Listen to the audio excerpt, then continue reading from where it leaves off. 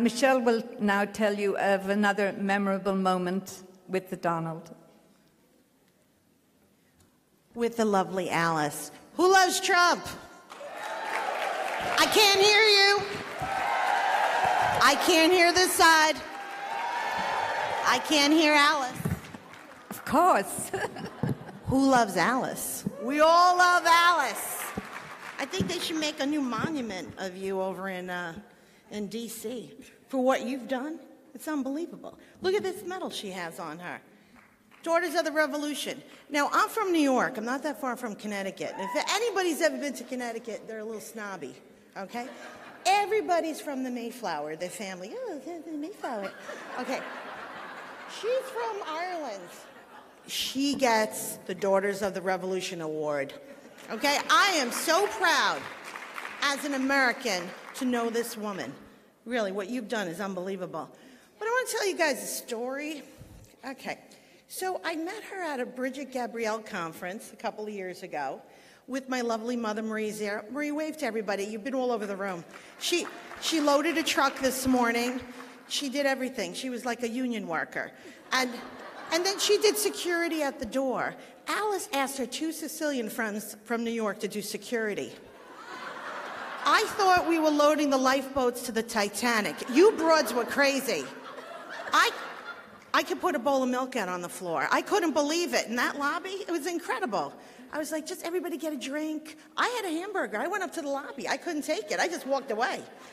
But I have a little story about Alice, all right? So, when was it? Oh, yeah, Trump got in. But look, how about when the primaries were on? And every time Trump won a primary, she did an Irish jig on Facebook. I couldn't believe it. It was every time I turned it on. She unbelievable. Could you just do a little bit in your heels just for a second? Come on, do something.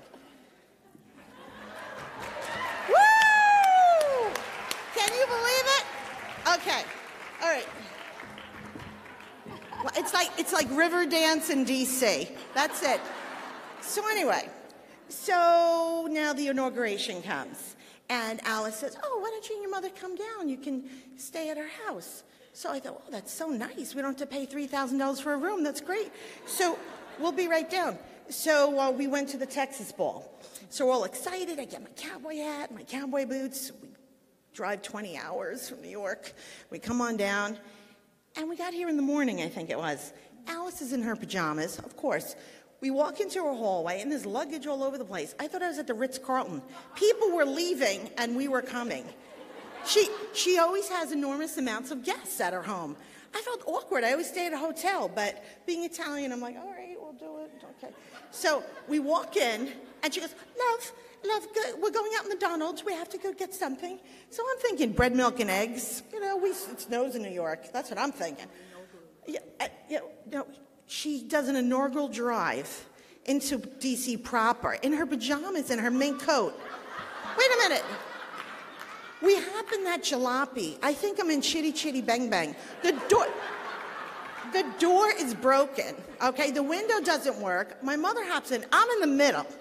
And not for anything, but I'm not small. So I'm in the middle next to this 90-pound soaking wet woman, right, in her mink coat and her pajamas with my mother on the other side.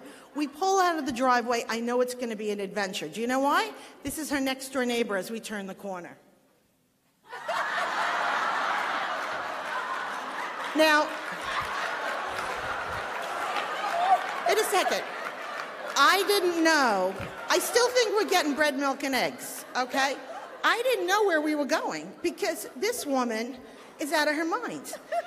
So we're driving on the highway, and she's just talking, and I don't even know what she's saying. She's just talking. So I'm just looking over at her and thinking to myself, what is going on? She better not be taking me into the city because, you know, I had my hair in a clip and a thing. Where are we going? She goes, oh, love, we're going into the city. We're going to say hello to people. We're going into the Donald. Next thing I know, we're in D.C. proper, and she's got the horn going. She's yelling out of the window, and she's got like a CB radio screaming for Trump. Now, he didn't get in yet, okay? And there's an NBC truck following us on the highway. And they think I'm signaling for help like I'm a hostage because our window's broken. I'm like this.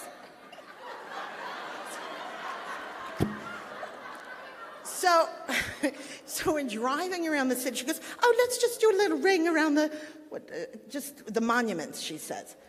So we go around there, and everyone's screaming, hey, we didn't get any middle fingers anymore.